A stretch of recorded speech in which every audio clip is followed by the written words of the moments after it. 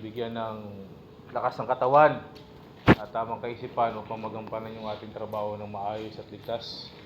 Sino pwede mag-prayer? Sorry. Marami pa nag-iral.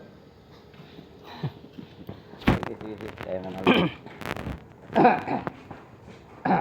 Hallelujah, Jesus. Amang Diyos, kaparin sa lahat, salamat Panginoon sa biyaya na ito, Panginoon, sa bawat isa sa amin, Panginoon, na narito kami, Panginoon, na maging ligtas sa bawat isa sa amin, na maging malusog, maging masaya, upang ilayo sa mga karamdaman, ilayo sa mga pagsubok, ilayo sa anong uring mga gawa ng kaaway. In the name of Jesus, Lord, salamat, patawad sa bawat isa sa amin, Panginoon, sa aming pagkakasala, sa isip at sa gawa, sa pangalan mo, Jesus, in the name of Jesus, pagalinisin mo ang aming isip, Panginoon. Lord, salamat, Panginoon, proteksyonan mo ang bawat pamilya namin, Panginoon.